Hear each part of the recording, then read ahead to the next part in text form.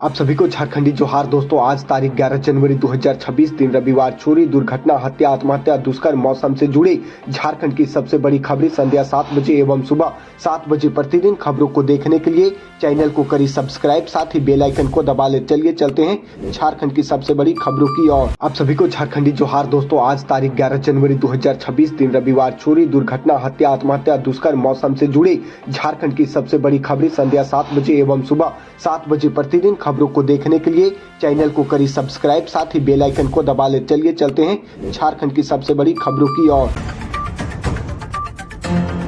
रांची धुरवा इलाके से लापता अंश और अंशिका का अब तक सुराग नहीं मिलने के विरोध में लोगों ने आज धुरवा इलाके की बंद सड़कों को जाम कर चलाकर किया जा रहा प्रदर्शन पर लग रहा है कि नाकामयाब हो रही है। दिन प्रतिदिन आखिरकार बच्चे गए कहां, जो पुलिस कुछ नहीं कर पा रही है। बाबा बैद्यनाथ धाम और काशी विश्वनाथ धाम को जोड़ने के लिए सियालदह बनारस अमृत भारत ट्रेन शुरू हो रही है। प्रधानमंत्री नरेंद्र मोदी कोलकाता से 17 जनवरी को इसका शुभारंभ करेंगे। यह ट्रेन सप्ताह में 3 दिन तक चलेगी। जिले में पोडियाहाट थाना अंतर्गत ग्राम महिदानी गांव के बधार में एक व्यक्ति पप्पू अंसारी की हत्या अज्ञात लोगों के द्वारा कराई दी गई। इस मामले में पुलिस की सफलता मिली है। मारपीट कर हत्या के मामले की गंभीरता को देखते हुए पुलिस अधीक्षक गोडा के द्वारा कांड का उद्भेदन एवं अभियुक्तियों की गिरफ्तारी के लिए एक एसआईटी का गठन पुलिस अध्यक्ष जेपीएन चौधरी के नेतृत्व में किया गया। कांड का त्वरित अनुसंधान करते हुए संलिप्त अभियुक्ति मुनाली मरांडी एवं अनंत मरांडी महिहानी निवासी थाना पोडियाहाट को गिरफ्तार किया गया। आदिवासी अस्मिता और झारखंड आंदोलन के प्रतीक देशम गुरु शिबू सोरेन जी के 42वें जयंती के अवसर पर मुख्यमंत्री हेमंत सोरेन ने उन्हें नमन किया और उनके योगदान को याद किया। झारखंड आंदोलन के जननायक, आदिवासी समाज के गौरव और झारखंड मुक्ति मोर्चा के संस्थापक देशम गुरु शिबू सोरेन के 42वें जयंती के अवसर पर रविवार को मोराबादी स्थित स्वर्गीय गुरु जी के पूर्व आवास में मुख्यमंत्री हेमंत सोरेन ने अपनी माता रूपी सोरेन, विधायक कल्पना सोरेन तथा परिवार के अन्य सदस्यों के साथ गुरु जी की तस्वीर पर पुष्प अर्पित कर उन्हें नमन किया। इस अवसर पर मंत्री हाफिजुल हसन, सुदेव्य कुमार, राज्यसभा सांसद जोबा मांझे, झारखंड मुक्ति मोर्चा के वरिष्ठ नेता विनोद पांडे, सुप्रियो भट्टाचार्य सहित अनेक प्रतिनिधियां, पार्टी पदाधिकारी और कार्यकर्ता ने भी गुरु जी की तस्वीर पर पुष्प अर्पित कर उनके योगदान को याद किया। मौके पर सभी ने देशम गुरु के व्यक्तित्व और कृतित्व को स्मृत करते हुए झारखंड की प्रगति और उनके सपनों को साकार करने का संकल्प लिया।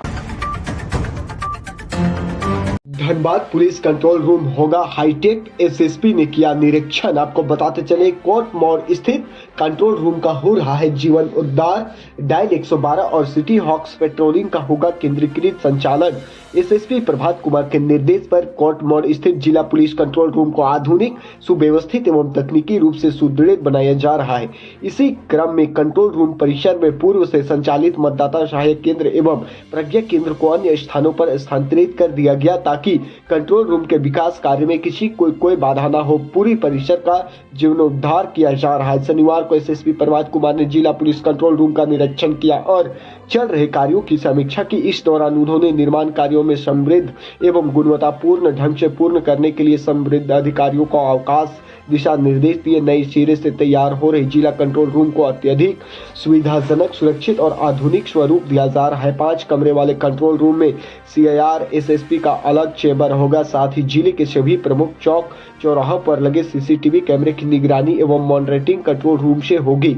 इसके अलावा डायल 112 आपात सेवा एवं सिटी हॉक्स पेट्रोलिंग का संचालन और नियंत्रण भी यहीं से किया जाएगा।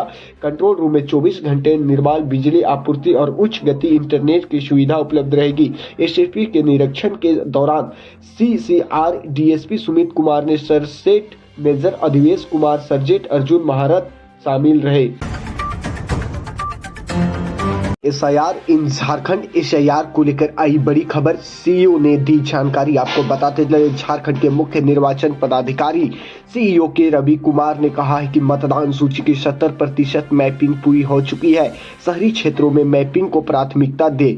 झारखंड के मुख्य निर्वाचन पदाधिकारी सीईओ रवि कुमार ने बताया कि राज्य में विगत घन पुनरीक्षण एसआईआर की मतदाता सूची से वर्तमान मतदाता सूची की मैपिंग का कार्य 70% पूरा हो चुका। उन्होंने सभी जिलों को निर्देश दिया है कि शहरी क्षेत्रों में मैपिंग कार्य प्राथमिकता के साथ पूरा करें ताकि आगामी गहन पुनरीक्षण में किसी प्रकार की समस्या न आए। शनिवार को निर्वाचन सदस्य से आयोजित वर्चुअल समीक्षा बैठक में सभी जिला निर्वाचन पदाधिकारी, एसआईआरओ और उप निर्वाचन पदाधिकारियों के साथ विस्तृत चर्चा की गई। सीईओ ने कहा है कि मैपिंग की प्रगति तेज करने के लिए सरकारी कार्यालयों में कैंप लगाकर अधिकारियों और कर्मियों को प्रशिक्षण दिए जाए। जो मतदाता अन्य राज्य से आए हैं उनकी पुरानी राज्य की गहन पुनरीक्षण सूची से मैपिंग कर अलग रजिस्टर में शामिल किए जाए। उन्होंने पुनरीक्षण दौरान सटीक डेटा के लिए एब्सेटिक, सेप्टिक डेट और डुप्लीकेट SSDD सूची को डिजिटाइज करने का निर्देश दिया। उन्होंने कहा है कि एक भी पात्र भारतीय मतदाता सूची से वंचित न हो, यह लक्ष्य होना चाहिए।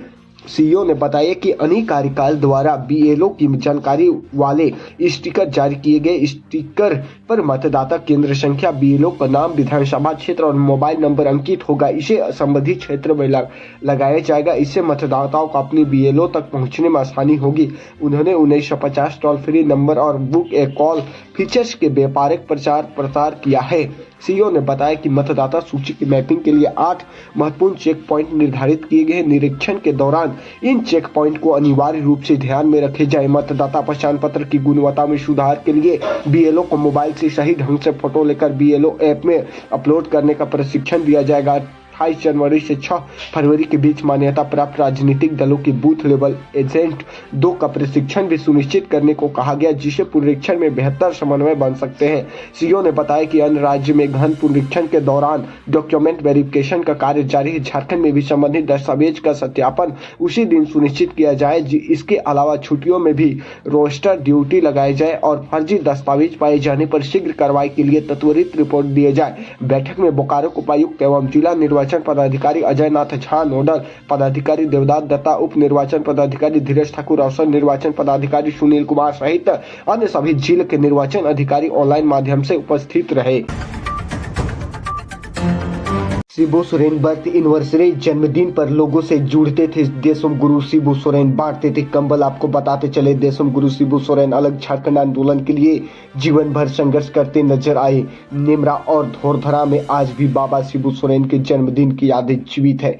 नेमरा से लौटकर सलाउद्दीन रामगढ़ जिले के गोला प्रखंड स्थित नेमरा, धोरधारा और आसपास के गांवों के लोग पहली बार बाबा की कमी को महसूस करेंगे। देशम गुरु शिबू सोरेन को यहाँ के लोग सम्मान से बाबा कहकर ही संबोधित करते थे। नेमरा में देशम गुरु की जन्म की कई यादें भी आज भी जिंदा है।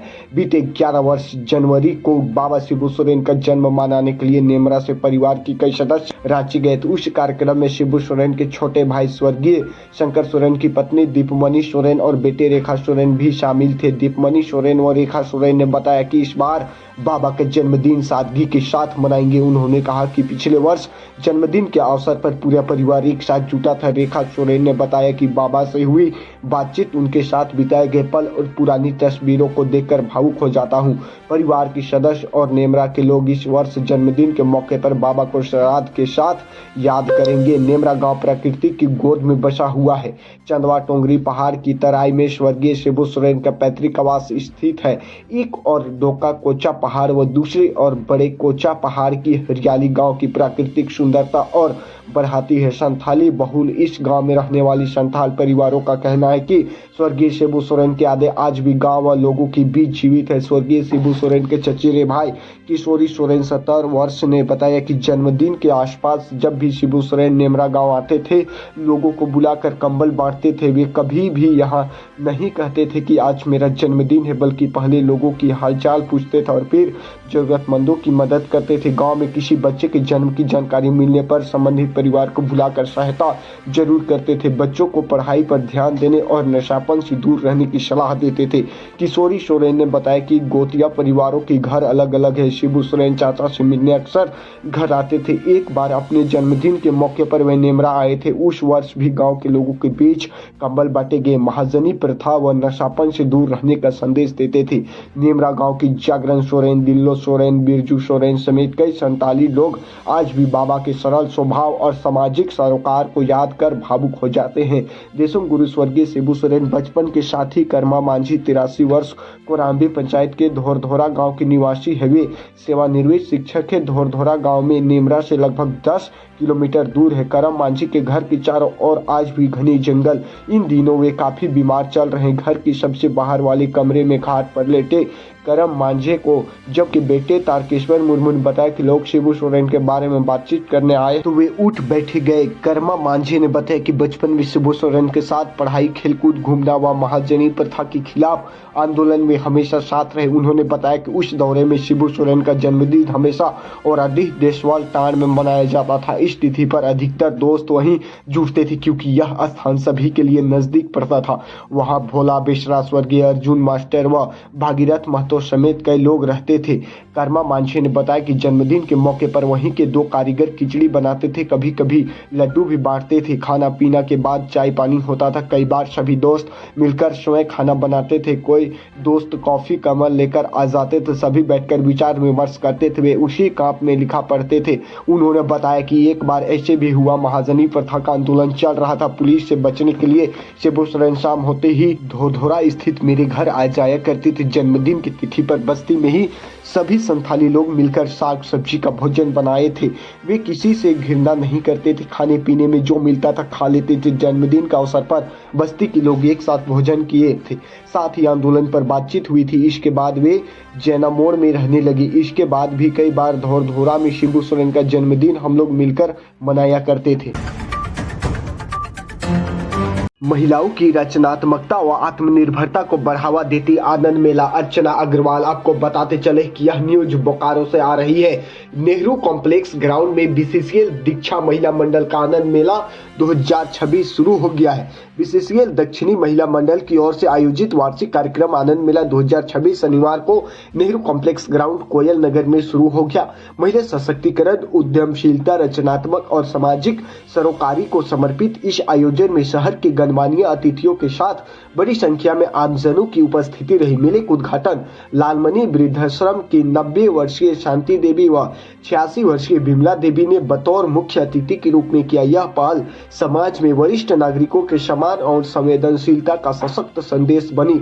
उद्घाटन समारोह में दीक्षा महिला मंडल की अध्यक्ष सह बीसीसीएल सीएमडी मनोज अग्रवाल की पत्नी अर्चना अग्रवाल ने कहा है कि आनंद मेला महिला स्वावलंबन, कला, सांस्कृतिक और सामाजिक एकता का प्रतीक है। यह मंच महिलाओं की रचनात्मकता और आत्मनिर्भरता को बढ़ावा देता है। मुख्य अतिथि शांति देवी और बिमला देवी ने बीसीसीएल और दीक्षा महिला मंडल द्वारा वरिष्ठ नागरिकों को सम्मान देने की इस पहल की सराहना की और इससे समाज के लिए प्रेरणादायक बताया। कार्यक्रम की शुरुआत गणेश वंदना व भगवान बिरसा मुंडा की प्रतिमा पर माल्यार्पण से हुई। इसके बाद गुब्बारे उड़ाकर मेले का उद्घाटन किया गया। मौके पर दीक्षा महिला मंडल की अध्यक्ष अर्चना अग्रवाल, उपाध्यक्ष पूर्व्या रमैया, रंजन सिन्हा, संचिता राय, डॉक्टर नेहा दास, नीता कुमारी सहित समेत अन्य सदस्यों के अलावा बीसीसीएल सीएमडी मनोज कुमार अग्रवाल, निदेशक मानव संसाधन मुरली कृष्ण रमैया, निदेशक तकनीकी संचालन संजय कुमार सिंह, निदेशक तकनीकी परियोजना एवं योजना नीलांत्री रॉय, मुख्य सत्कर्ता पदाधिकारी अमन राज ओडी, वित्त राजेश कुमार, मुख्य व क्षेत्र के महाप्रबंधक अधिकारी, कर्मचारी तथा विभिन्न श्रमिक संगठनों के प्रतिनिधि सरपरी शामिल हुए। बीसीसीएल सीएमडी मनोज अग्रवाल ने कहा है कि दीक्षा महिला मंडल यह आयोजन महिला सशक्तिकरण और उद्यमशीलता को सशक्त रूप से प्रस्तावित करती है। समाज की प्रगति महिलाओं की भागीदारी और आत्मनिर्भरता से ही संभव है। बीसीसीएल इस दिशा में निरंतर कार्य कर रहा है। मेले में लगाए गए लगभग 80 स्टॉल एक भारत श्रेष्ठ भारत प्रदेश की टीम पर आधारित रही। कमिश्नर केरल, बंगाल, बिहार, उत्तर प्रदेश, महाराष्ट्र, पंजाब, झारखंड, मध्य प्रदेश सहित कई राज्यों की संस्कृति, कला, परिधान, हस्तशिल्प, व्यंजन और उत्पादन आकर्षण के केंद्र बनी। स्वयं सहायता समूहों की महिलाओं द्वारा बनाए गए हस्तकरघा उत्पादनों को भी सराहना मिली। क्लोवर, नखराली, ढानी, बुक बाय केलो, बालसिंह ब्राइड्स, आजीविका मिशन से जुड़ी समूह, विभिन्न स्वयंसेवी संस्थाएं और दिल्ली की प्रसिद्ध संस्था साइंस ओमिनिया के स्टॉल बच्चों बच्चों के बीच खास लोकप्रिय रहा है। डीडीएस और डीपीए विद्यालय के विद्यार्थियों ने रंगारंग सांस्कृतिक प्रस्तुतियां दी, क्विज हाउस और अन्य प्रगति में हिस्सा लिया। विभिन्न क्षेत्रों में उत्कृष्ट योगदान के लिए स्कूली छात्र, बीसीसीएल की महिला कर्मी और पुलिसकर्मी को सम्मानित किए गए। कार्यक्रम में झरिया विधायक रागिनी सिंह, धनबाद विधायक राज सिन्हा, बाघमारा विधायक शत्रुघ्न महतो, टुंडू विधायक मथुरा प्रसाद महतो, शिल्प निदेशक के मिश्रा, डीआरएम अखिलेश मिश्रा सहित के गणमान्य नागरिक उपस्थित रहे। सभी ने आयोजन की सराहना की।